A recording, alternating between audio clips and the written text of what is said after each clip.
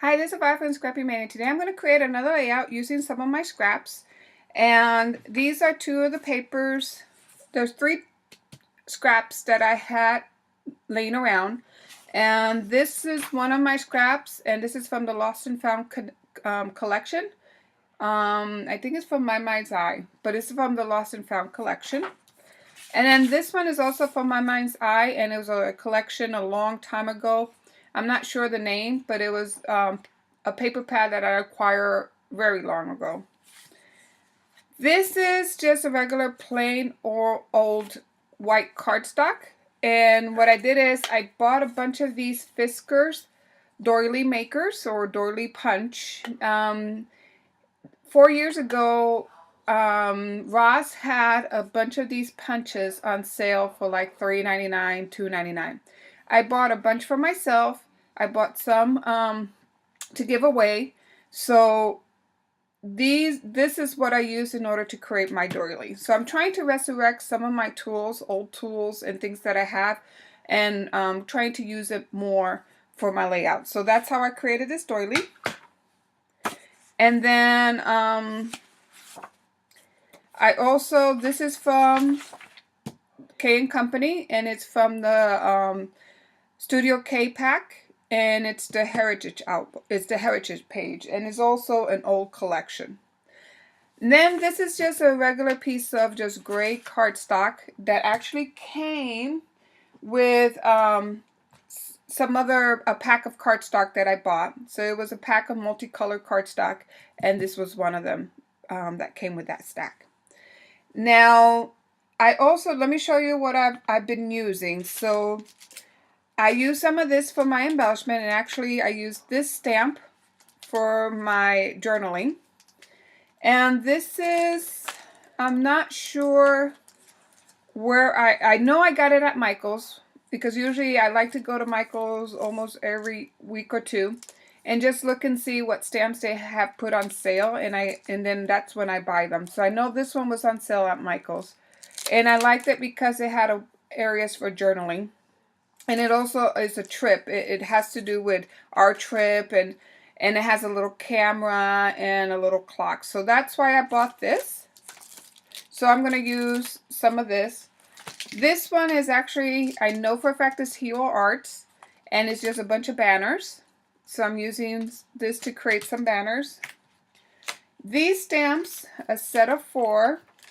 I got these at HSN, and it's the Tori Spelling stamp collection. It came with 4 sets of stamp, 4 sets of ink, small little inks like this. And it also came with envelopes and some cards and some cardstock. I'm also going to use this Amy Tangerine for my layout, and I'm going to use this tab, McGill tab, to create a file punch. And I'm also going to use this one, and I already used this one to create my flowers. So if you look at these little rosettes were created with this punch. And if you want to know how to create these, I will link my tutorial where I show you how to create these type of flowers. And it was just with this McGill punch. And this one, I got this a long time ago at Big Lots, when it was like 3 years ago. Then I'm using a die. So these are the dies that I'm using.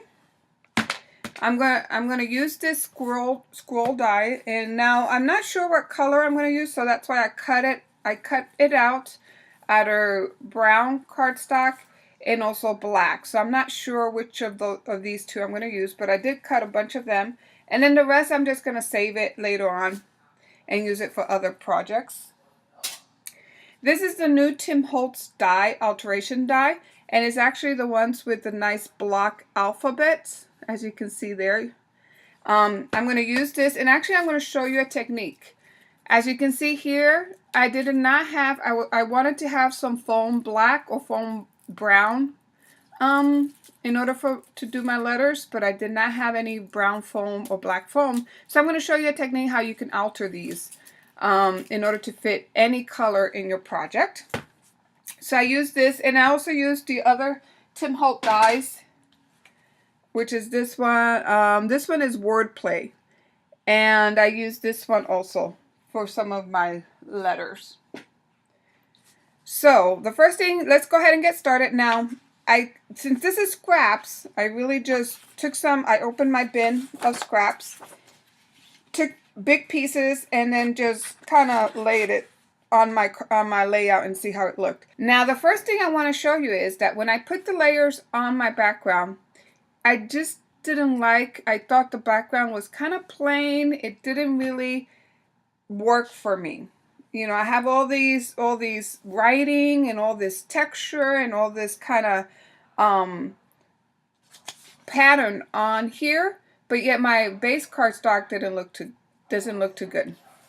Now I could have glimmer misted or spritz it or anything in order to help with the layout, but I decided to use my Torian Spelling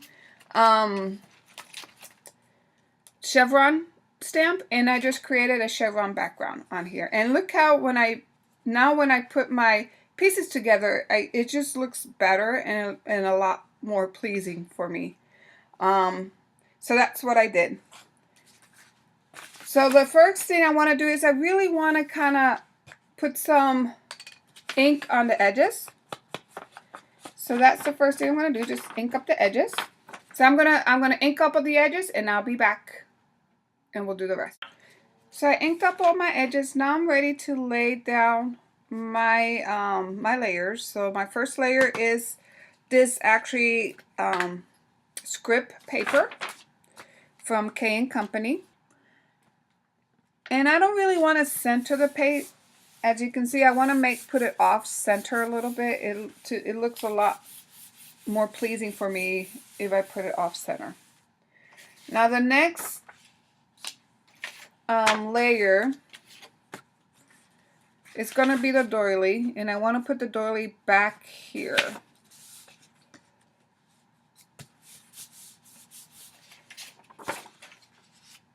And I'm going to place this down. And then I'm going to place this here a little lower. Now before I place that, I want to see if I'm going to place this black here, see if I like it, or the brown. Let's look and see which one would be better. And hold on. And I love this die, but the thing is, because it's kind of very intricate, it kind of gets tangled with itself. So if I put this, it's just a more subtle look, and I don't know if I like it that much. If I put this one, let's look at this one. I do like this a little more, so I think I'm going to use this, and I'm going to go ahead and place it before I place this piece. And then I'll be back. I'm going to spray this, and I'll be back, and we'll put it on our page. Now I'm going to use some spray adhesive because it's an intricate die, and really glue stick doesn't really work that well. You can use liquid glue, or I can also use the regular. If I had a big Xyron adhesive runner, I can use that. But I have found for these intricate die cuts that spray adhesive works very well. So I'm going to make sure, let's see, which side do I want? Actually, I want this side up, so I'm going to lay it opposite side.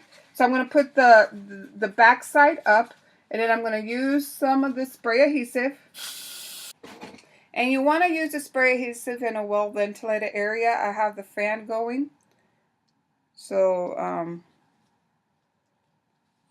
it's blowing kind of the adhesive out of this area. And see, it really works very well. See how that gets adhered? Just as if you were using a a Xyron adhesive machine. So now I'm going to continue on placing my embellishments. So my next embellishment is going to go there. So now I'm going to speed up the video. So I'm going to place my first piece down, my last layer down, actually. And now I'm going to show you the technique, and I'm going to, with this, these foam letters. Now I'm going to paint them black. Originally, depending on the lace strip, what color, if I was going to use the brown one or the black one, it was going to be the color of my letter. So I'm going to paint it black, and I'm using a marker to paint it.